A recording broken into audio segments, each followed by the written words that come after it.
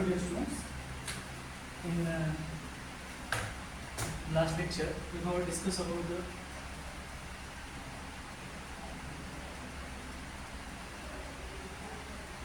phylogenetic approach of bacterial classification, which is used to classify or to organize the microorganisms with respect to the proper arrangement. So now we are moving toward last lecture we have also discussed about the three kingdom classification system which was given by the Haeckel. Apart from that, we have already discussed about the binomial nomenclature system, which will now we are or from that time we are also using the pattern of nomenclature of microorganisms. Now, as we are moving towards, now we are going to discuss about the five kingdom classification system, and which was given by the Whittaker. So in last lecture we have discussed about the three kingdom classification system, in which we have discussed the characteristics of kingdom which are placed into three kingdom, that is the kingdom Plantae, kingdom Animalia, kingdom Protista. But the question raised that some of the microorganisms, they show the characteristics similar to either they are prokaryotic or eukaryotic, or they exhibit the characteristics similar to that of the plants and animals. Either their mode of nutrition quite different, and they show a differentiating characteristic from one kingdom to another. So the question is that though that organism plays into particular three kingdom classification system or not, so apart from that, the five kingdom classification system, which was given by the Whittaker, and it is more correct classification system to organize that particular organisms into five different kingdoms on the basis of their characteristics. So here it is widely accepted five kingdom classification system given by the Whittaker in 1969, in which microorganisms were included into kingdom Monera, Protista, and Fungi. These are categorized into five kingdom classification system. So we have to discuss about what are the characteristics and on what basis that organisms are classified into these different five kingdoms. So first is kingdom Monera. So what are the characteristics? All the organisms which are included into kingdom Monera are nothing but they are prokaryotic in nature, unicellular organism, most have cell wall. All these are the characteristics or characteristic feature of microorganisms which are included into kingdom Monera. They reproduce by means of binary fission. So when we are talking about the bacteria, as they are placed into kingdom Monera, they are prokaryotic in nature, unicellular organisms, and they reproduce by means of binary fission. These are the basic characteristics of kingdom Monera. Some of them are photosynthetic organisms, some are chemosynthetic. So these are nothing but the basic or broad characteristics of that kingdom Monera that we have taken here. They acquire their nutrient by means of absorption, and one of the examples that we have taken from the kingdom Monera is nothing but the bacteria. So these are the characteristics of kingdom Monera. Now we are moving toward the another kingdom, that is kingdom Protista. That is nothing but the protist organism, we can say. Organisms which are included into the kingdom Protista are nothing but the eukaryotic in nature. Most are unicellular and some are organized into colonies. So when we talk about the bacterial colonization, so similar type of word we can say. Some are organized into colonies. Cell wall present in some of the organisms and sometimes may be absent. They reproduce mostly by means of asexual mode of reproduction, or they show the reproduction by means of asexual mode. Sometimes sexual reproduction we can observe in that organism also. Some are photosynthetic nature, acquire nutrients from the environment by means of absorption. Again, mode of nutrition is similar to that of the kingdom Monera, but apart from that, they are eukaryotic nature. The major differences between kingdom Monera and Protista we will discuss. They are eukaryotic and they are prokaryotic. Okay.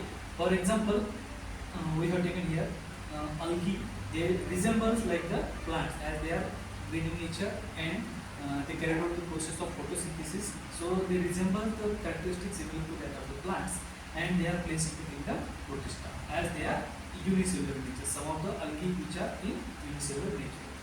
Protozoans, they are resembles like the animals. So these are the nothing but the some differentiating characteristics that on that basis organisms are classified into different kingdoms. And euglenites, they are resemble like the plants and animals. So to clarify or to clear the classification system, that five kingdom classification system is defined, and on that basis microorganisms are classified into five kingdom, and that classification is more correct as that of the three kingdom classification system. Now third kingdom is nothing but the kingdom fungi.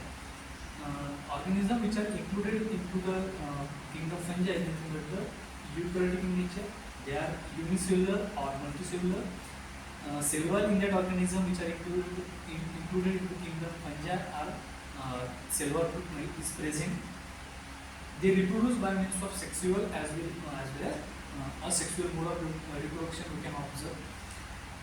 They acquire nutrient by means of absorption of organic matter, and from the dead and decomposing materials they acquire their nutrition. So that organism we have also called a saprophytic organism, as they acquire the nutrition from the dead and decaying organism.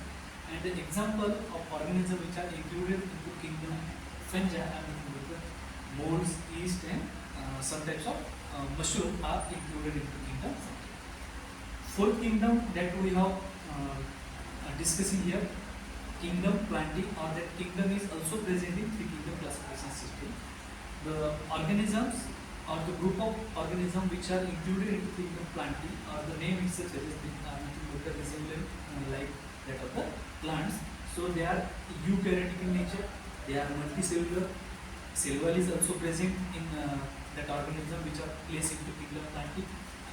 Mode of reproduction in that organism is nothing but the by means of sexual and asexual mode, or they reproduce by means of sexual and asexual mode of reproduction.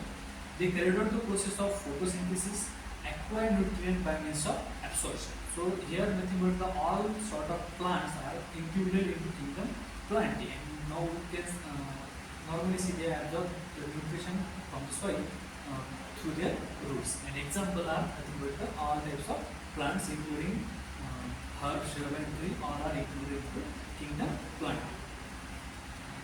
Now we are moving toward the fifth kingdom, which is nothing but the kingdom Animalia, and all the animals are included into kingdom Animalia. So they are eukaryotic nature. So here we are differentiating the organism which are already differentiated by means of three kingdom classification system. Apart from that, some of the organisms resemble the characteristics similar to that of the plants as well as animals. So the question raised that how that organism either placed into kingdom plant or kingdom animal, so that the five kingdom classification system is modified or that is devised by the Whittaker, and it is more correct or it is found more useful with respect to the classification pattern. So with respect to kingdom Animalia, they are eukaryotic in nature, they are multicellular, there is no presence of cell, primarily produced by means of sexual reproduction. They acquire the nutrition from the environment by means of ingestion. They are not absorbing the nutrition from the environment, they are mode of absorption of taking nutrition by means of ingestion. For example, some of the parasites by means of absorption, and all the animals included into kingdom animal. So with respect to the minor differences among their reproduction, cell type, mode of nutrition, they are categorized into five kingdom classification system, and that classification system is found more correct over three kingdom classification system. That's why nowadays we can also follow the five kingdom classification system which was given by the Whittaker. So it is all about the five kingdom classification system which we are using in all aspects with respect to classification. Next lecture we will discuss tomorrow.